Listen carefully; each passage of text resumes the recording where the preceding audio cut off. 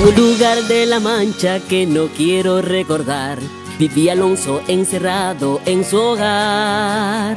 Ni comía ni dormía por leer con tanto afán libros de caballería sin parar. Su mejor amigo Sancho se preocupaba por él. De tanta literatura vas a enloquecer. Como un caballero andante contra el mal yo lucharé, y a los débiles saldré a defender. Y en su caballo Rocinante un día se montó. Y a recorrer el mundo en busca de aventuras se marchó. Don Quijote de la Mancha desde entonces se llamó. Su escudero Sancho Panza en un asno le siguió. Nunca inventes fantasías que se vuelvan obsesión, que las cosas con medida al final salen mejor. Un buen día se cruzaron a un barbero bajo el sol, que protegía su cabeza con una palangana. Era el casco de Mambrino y Don Quijote se lo quitó, porque hacía invencible al portador.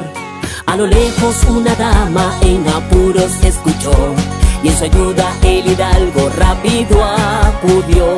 Con tal furia que sus gritos asustaron al ladrón, y para siempre Dulcinea fue su amor.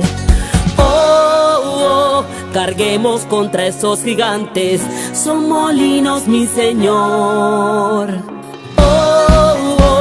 Y de resulta de aquel golpe Alonso la cordura recobró. Don Quijote de la Mancha desde entonces se llamó. Su escudero Sancho Panza en un asno le siguió. Nunca inventes fantasías que se vuelvan obsesión, que las cosas con medida al final salen mejor. En la primera feria provincial del libro que vamos a tener en nuestra provincia. Está con nosotros el arquitecto Ricardo González, coordinador del equipo Pro Feria del Libro Provincial de Santiago Rodríguez, pero además quien escribió las notas de nuestro himno municipal. Gracias, Ricardo.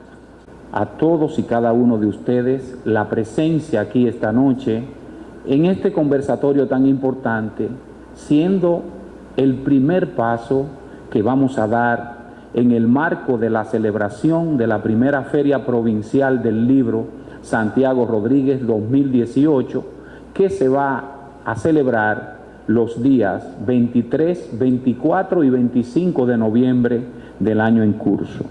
Solo la cultura salva a los pueblos.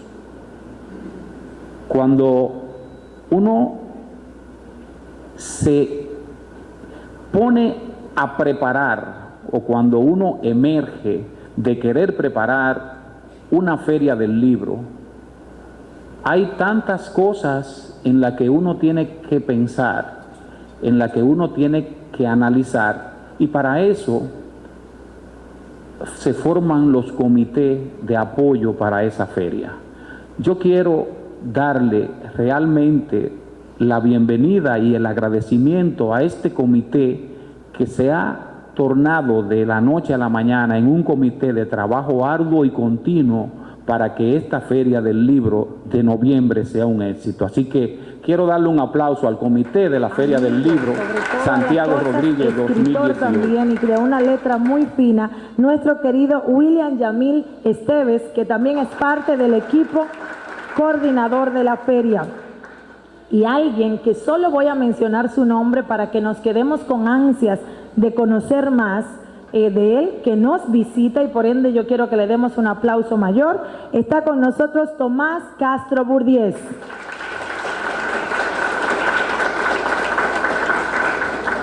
A Ricardo le corresponde darle la bienvenida a ustedes. La gran mayoría de nosotros, o todos, somos de aquí, pero eso no implica el que no volvamos a decirnos bienvenidos y gracias por estar aquí. Las palabras son de Ricardo González, el arquitecto.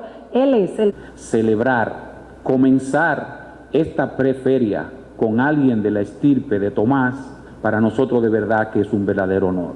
Así que buenas noches, muchachos y muchachas, buenas noches a todos los que están aquí presentes, y gracias por tomarse su tiempo para esta primera actividad. Gracias.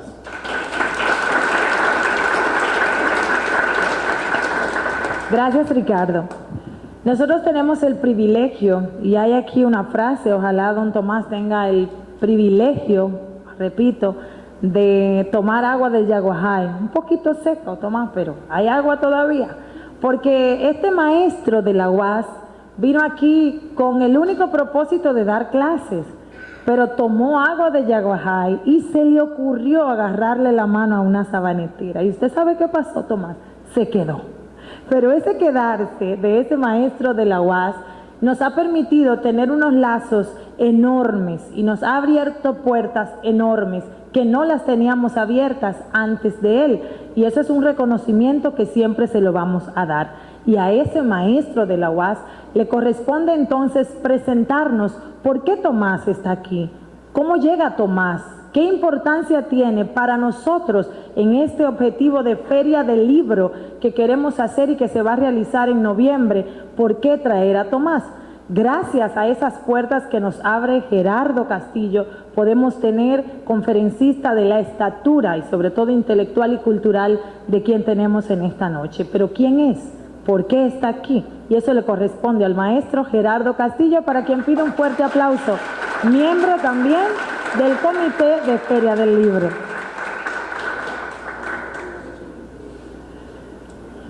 Buenas noches. Vilmaris ha dicho la verdad, pero se aprovechó de eso para exagerar un poco. Pues no estaba previsto que yo hablara mucho, de modo que seré breve, y hemos invitado a Tomás porque Tomás es una autoridad en la animación cultural. Tomás tiene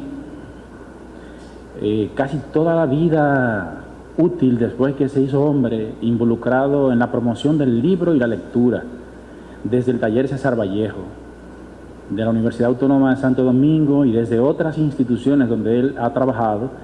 Tomás se ha ocupado en difundir el libro y en resaltar, poner en alto relieve la importancia que tiene leer para nuestro desarrollo. Por eso Tomás ha sido invitado. Voy a leerles una breve semblanza. Por más que quise exprimirlo, no, Tomás me dijo, pon eso y ya, no, porque él es muy discreto. Pues les leo un par de líneas sobre Tomás. Tomás Castro Burdiez nació en Santo Domingo en 1959. Estudió educación, mención letras en la Universidad Autónoma de Santo Domingo y periodismo en el Instituto de Periodismo Dominicano. En 1979, junto a otros escritores, fundó el taller César Vallejo en la Universidad Autónoma de Santo Domingo y dirigió la Biblioteca República Dominicana. Además, creó la Fundación para la Educación y el Arte, Educarte. Ha publicado cerca de 20 títulos y de esos solamente mencionaré 5. Amor a quemarropa, que es un libro de poesía. Entre la espada y el espejo, Premio Biblioteca Nacional de Poesía. Poemas postbíblicos, Premio Nacional de Poesía. Homo Sapiens, Premio Nacional de Poesía de la Universidad Central del Este. Libro infantil, Ballenita y el pescador. Pero aquí hay un juego de palabras. Ballenita es un valle que se llama Nita, Ballenita, y el pescador es un pez que se llama cador. Premio Nacional de Literatura Infantil. Actualmente Tomás Castro es director de Cultura Barrial en el Ministerio de Cultura y director de talleres literarios en la Universidad Autónoma de Santo Domingo. Y hoy Tomás nos hablará de la importancia de la lectura, de su papel en el desarrollo del pensamiento, principalmente dirigido a el pensamiento de los jóvenes estudiantes. Sin más preámbulos, señores, Tomás, el escenario es tuyo. Buenas noches a los distinguidos miembros de la mesa presidencial, y a este público tan cálido que no esperaba realmente en un día, un ambiente nocturno que se presagian lluvias en toda la isla, encontrar este calor. Y yo no había venido nunca a esta provincia. Venía en la guagua de la universidad, nos paramos en Bonao y hicimos varias paradas. La última fue en la anterior aquí, en Mao. ¿Y qué pasó? Se terminaron de desmontar todos los profesores y yo llegué aquí en una guagua de 60 pasajeros solo con el chofer. Y dije yo, pero qué recibimiento más extraño. El chofer y yo en ese autobús llegando aquí, dije, eso quizá diga que tal vez vaya poca asistencia a la noche, a la actividad, pero la hacemos aunque sea con 5. Le dije al amigo Geraldo Castillo, que es muy entusiasta y sabe que estamos impuestos a trabajar en cualquier condiciones, pero estoy agradecido de este público, de este recibimiento cálido, de este ambiente de cultura que parece de otro tiempo, que no se ve tanto ya en estos tiempos que estamos viviendo. Es tan difícil juntar jóvenes y gente como ustedes. Entonces eso es un presagio bueno, y ese dato que decían de que es una de las provincias que más libros ha publicado en la zona, en el Cibao, en la región, son cosas interesantes. Y el ambiente cultural que se siente aquí, lo que hace falta es justamente quizá un poco de inyección desde fuera para que se hagan más cosas, pero están muy bien encaminados, parece. Entonces yo quiero hablar de la importancia de la lectura, pero también de la Feria del Libro, tocar algunos aspectos. Mi generación, cada generación quizás se encontró con la lectura de diferente manera, y cada persona también. Nosotros en los 70 y en los 80 todavía alcanzamos a leer lo que llamaban paquitos. Éramos lectores de paquitos, muchos, y creamos hábito de lectura leyendo paquitos de Superman, de Batman, tiras cómicas, de Walt Disney, vidas ilustres, en fin, una gran colección. De esa manera era que en mi generación se desarrolló el hábito de la lectura. Cada quien tiene experiencias particulares. Ustedes saben que cuando están pequeños, los niños, hay que cantarles canciones de cuna, y cuando ya están más grandecitos, que tienen un poco más de entendimiento, hay que hacerles cuentos. Pero ¿qué pasa con los cuentos cuando estamos con nuestros hijos? Que se nos acaban los cuentos, porque toda la noche hay que hacerle cuentos. Entonces, ¿qué tienen que hacer los padres? Inventar cuentos, variar las historias, los finales, para que el niño se duerma o la niña, porque no hay otra manera de cantar toda la noche un cuento nuevo. Imagínense, eso es imposible. Y más en países como el nuestro, que se va la luz, que hay muchas dificultades. Imagínense ustedes leyendo un cuento a oscuras, no se puede. Y ese es otro mecanismo importante, y el primer contacto con la lectura. Luego viene la escuela, donde también la lectura es fundamental. Lamentablemente en nuestro país, en vez de aumentar el hábito de lectura, se está perdiendo, porque hay mucha competencia con estas redes sociales, con estos canales de telecable. El muchacho no quiere leer, pero algo más triste todavía, y es que los profesores en su mayoría no han desarrollado el hábito de la lectura tampoco. Entonces educación le manda los libros, los módulos, y a veces ni eso quieren leer. Entonces un profesor que no esté estimulado a leer no puede estimular a los muchachos. ¿Y cuál es el mejor momento para estimular la lectura? Justamente la educación básica, que están pequeños y están dispuestos, son abiertos. Como decía José Martí, la infancia es la edad de oro. Incluso publicó una revista con ese nombre, dejando entrever lo importante que era el hábito de la lectura, y lo hizo de una manera magistral. Justamente Martí es uno de los grandes promotores de la lectura a nivel del continente. Quizás no se ha valorado en su justa dimensión, porque crear una revista como esa, y además crear textos que conectaban realmente con el niño, como uno famoso, el Ismaelillo, dedicado a su hijo, una literatura realmente infantil, el cuento, es decir, estamos hablando de un gran maestro. En el caso particular mío, yo fui influido por Martí también, mi hábito de la lectura. Yo recuerdo que cuando muy niño vivimos brevemente en Bonao, y los viernes habían viernes artísticos en todos los centros educativos del país y obligado había que cantar, declamar o hacer algo artístico. Yo no tenía mucha iniciativa en esos tiempos y me creaba mucho temor esta hora artística los viernes. Y sentí como un rechazo a la lectura porque era una presión. ¿Usted qué va a hacer? ¿Usted qué va a decir? ¿Qué va a declamar? ¿Qué va a leer hoy? Entonces eso me creó como un rechazo. Años después, leyendo a Martí, sobre todo su famosa Rosa Blanca, que todos ustedes conocen mucho, ¿no es verdad? El poema La Rosa Blanca de Martí, ¿lo conocen algunos? La poesía. Ajá. Entonces yo de repente, al verme con ese poema, breve pero muy cautivador, me embrujó, me maravilló la lectura y a partir de ahí se destapó mi interés por la lectura. Pero miren que con quién, con un maestro como Martí, entonces qué buena forma de empezar. Y como hay muchos jóvenes que no conocen el poema, algunos lo conocen, vamos a ver si lo decimos de memoria, los que lo conocemos, que son como 5 que se lo saben, me imagino. Se llama La Rosa Blanca y es breve. Está musicalizado, porque ese es también otro aspecto fundamental, que la poesía se puede llevar a música y se puede cantar como una canción normal. Y este poema, La Rosa Blanca, está musicalizado por muchos autores también.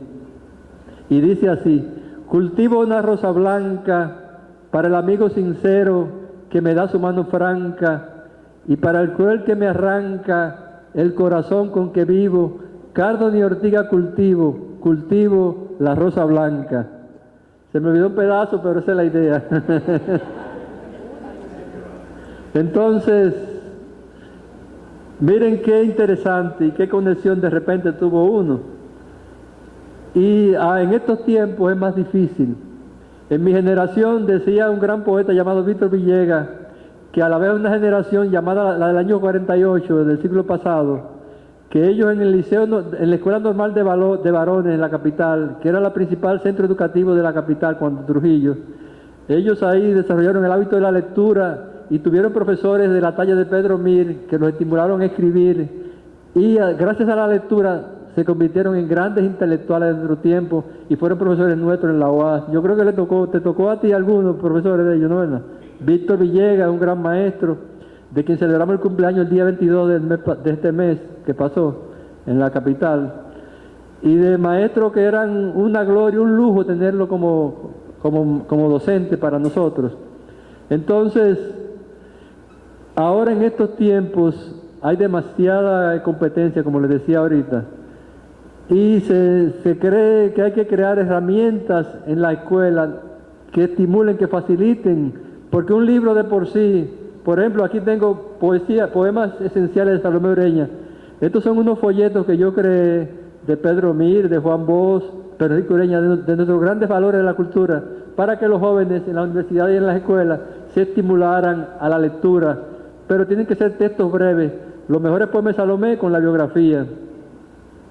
También en las ferias del libro nos da una pena que van los muchachos a la feria del libro y le dicen los profesores a los niños, sobre todo a los chiquitos, no le pongan la mano a los libros y van en fila esos muchachitos. O en la feria pasada que estuvimos, al lado del stand de la Fundación Educarte, que cree, como dijo en la biografía, se dijo, había una mañana, fue una profesora y había un grupo de niños en el stand de la Fundación Educarte. Siempre, como son más productos para los niños, se para mucho. Y sobre todo la pregunta de la feria para la tarea, que eso hay que hacerlo aquí, le vamos a dar unas indicaciones también. ¿A quién está dedicada la feria? El personal, los libros más importantes que se han publicado, los países que se han dedicado a la feria. Unas preguntas importantes para que el profesor de una guía les sirva como prueba de que fueron a la feria y de que hicieron algo. Entonces, cuando están en eso, la gente, uno de los empleados míos, trabajando, explicándoles, en el Ministerio de Cultura, ayer mismo hubo una reunión con el Ministerio de Educación, en el sentido de trabajar aunados en propuestas para estimular la lectura y el fomento del pensamiento a través de la literatura. Ayer vi que se reunieron y eso es un punto fundamental porque educación no puede sola trabajar eso, es muy complejo. Por eso se creó el Ministerio de Cultura, que antes era Educación y Cultura, porque la cultura es demasiado amplia, demasiado compleja. Mira, aquí existe un centro de pintura, es que existe aquí una escuela de arte. Yo me imagino las dificultades para que esa escuela se mantenga, pero el aporte que están haciendo, eso debiera ser reconocido y avalado por el Ministerio de Cultura o de Educación.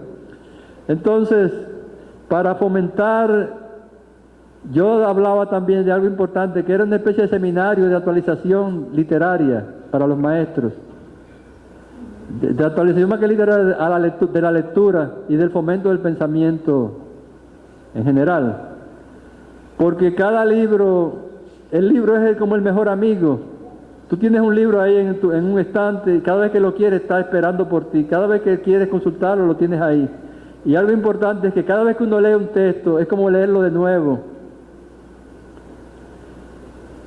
En cuanto también, porque fundamentalmente el asunto del tranque está en la escuela, porque a la universidad llegan ya todavía verdes, ¿no verdad?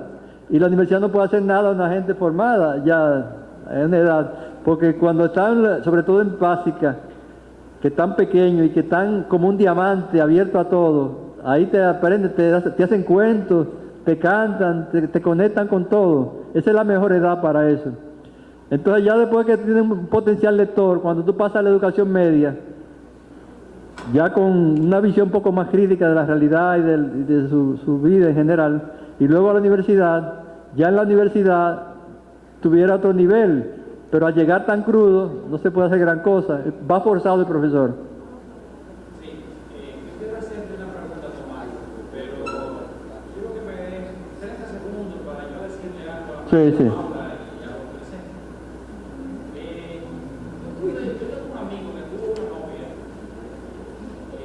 El papá de la novia era muy celoso. Entonces, mi amigo me contó que él le preguntó a la novia, pero ¿cómo tú y yo vamos a vernos si tu papá es tan difícil? Y la novia de mi amigo le dijo, deja que papi diga lo que quiera, que yo haré lo que me dé en la gana. Los profesores que aman la literatura y que comprenden su papel como educadores tienen que ser como la novia de mi amigo. Que el ministerio diga lo que quiera. Sí. Y ellos que hagan lo que les dé la gana en el aula. Claro,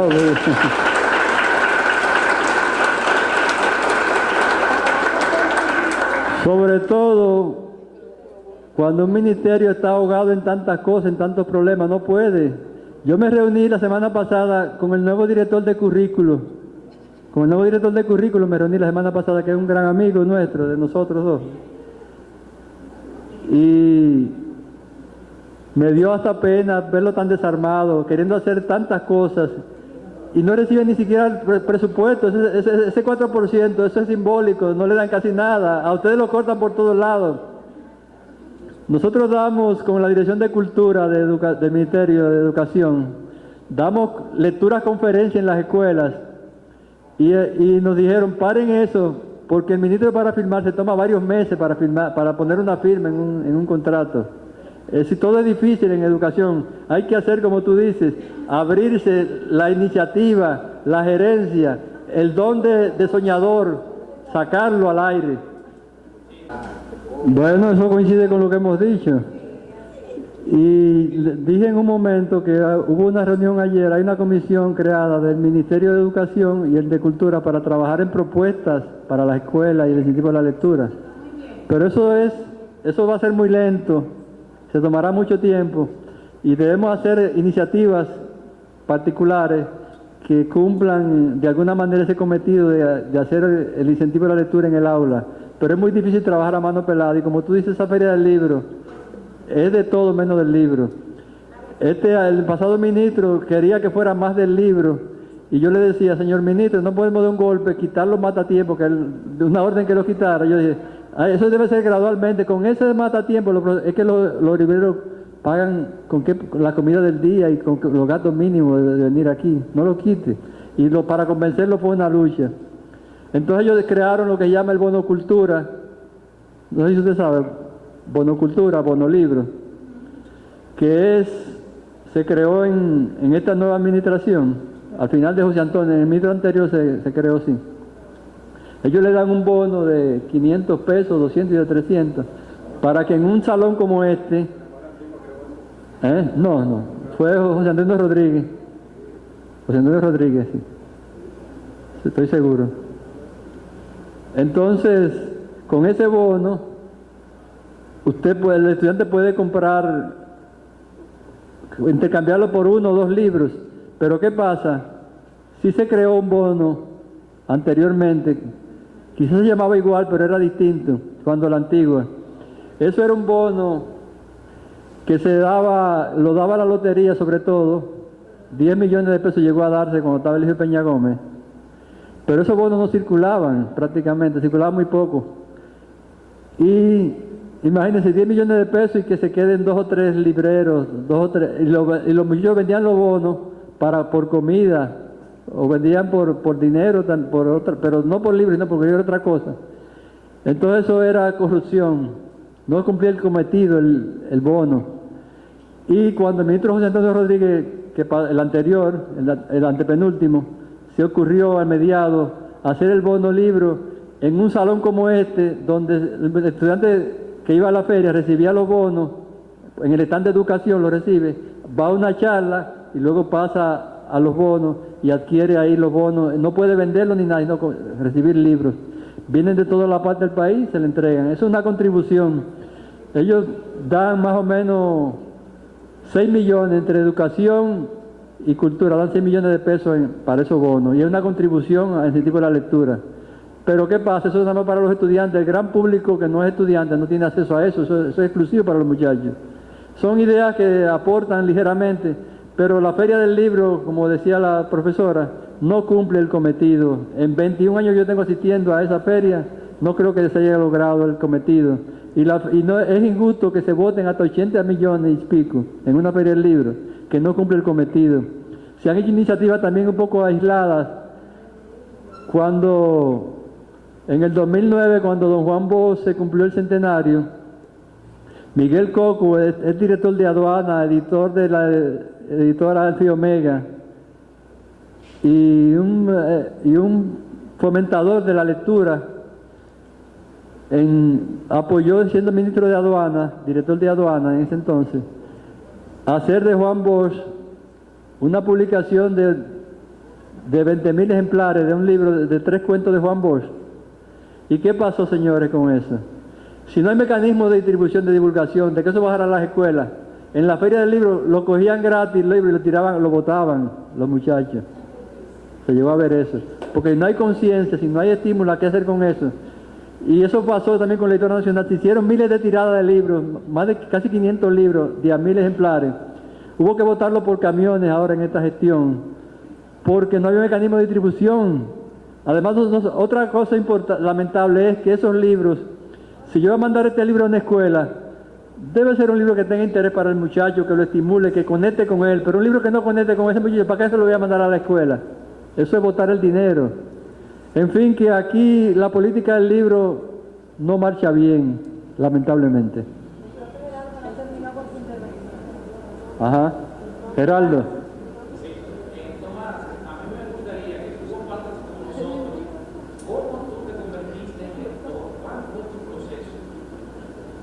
Bueno, yo empecé, como dije ahorita, con Leyenda Martí.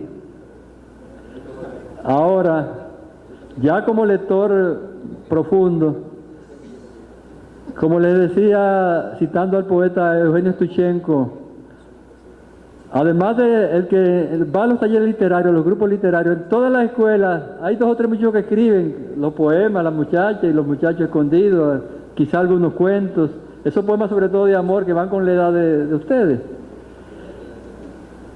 Entonces, que yo descubrí en la vida muy joven, que detrás en cada ser humano, señores, en cada ser humano, en todos ustedes hay un artista. En todo ser humano es artista. Lo que pasa es que pocos llegan a descubrirlo. Yo recuerdo en mi niñez, en el malecón, mirando el limpiabota, que agarra un lapicero y se ponía a dibujar el barco que veía en el horizonte, con una calidad artística envidiable. La vendedora de flores, cantando con esa voz maravillosa. el carbonero, otros con hábitos para la declamación, para la actuación, en fin, para la pintura, para el arte en general, la escultura. Todos tienen ese talento. Lamentablemente no lo descubren y no lo pueden cultivar lo que no descubren, lo que no existe. Entonces, eso se lo dejo como de tarea. Algunos saben y empezaron. Otra cosa es que a veces uno empieza, por ejemplo, a escribir poesía, o a escribir cuentos, o lee un cuento que lo motiva. Qué bueno, qué interesante está esto. Y hacen un cuento o un poema y no siguen, se lo enseñan a alguien quizás y no reciben una crítica quizás. Ah, pero qué bonito está eso. Y eso, tú te metiste a poeta ahora. Eso no deja, ahí no hay vida, deja eso. Entonces les matan la inspiración. Y yo entiendo que los talleres literarios son importantes, además pero la lectura es el primer paso. Se pueden formar grupos de lectores, que eso está en los planes de currículum en educación hace mucho. También está en currículum lo de talleres literarios, pero nunca arrancado en educación formalmente. Yo tengo ese proyecto en mi casa hace 10 años que lo participé como técnico en eso. Y ahora me imagino que el currículum va a retomar eso. Entonces yo entiendo que el taller fue importante en primera etapa, porque como su nombre lo dice, taller es un espacio para formar, para hacer cosas. Y en la UAS se formó un taller literario, el primero del país. Acudimos al llamado, había que ser universitario para participar, yo no era bachiller todavía, pero por la calidad, otro joven y yo, por la calidad nos aceptó la universidad como miembro del taller. Y fuimos incluso directivos de una vez. Pero el taller es fundamental para el que tiene hábito ya de, no solo de lectura, sino de vocación de querer escribir. Y les reitero, en cada uno de ustedes hay alguien bueno que para el baile, para el teatro, para cualquier género literario o artístico. Hay que descubrirlo, pero está ahí latente.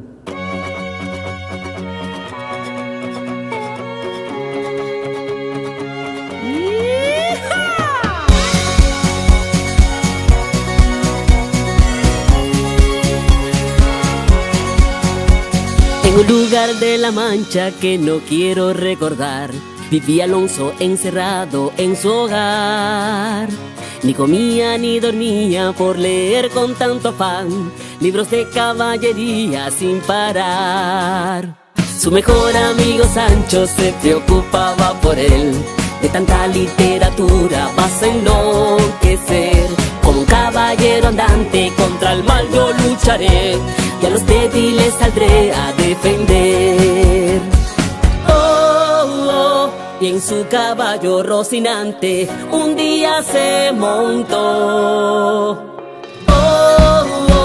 Y a recorrer el mundo en busca de aventuras se marchó. Don Quijote de la Mancha desde entonces se llamó.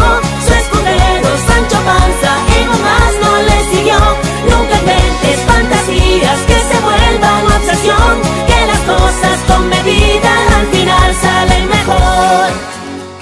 Un buen día se cruzaron a un barbero bajo el sol, que protegía su cabeza con una palangana. Era el casco de Mambrino y Don Quijote se lo quitó, porque hacía invencible al portador.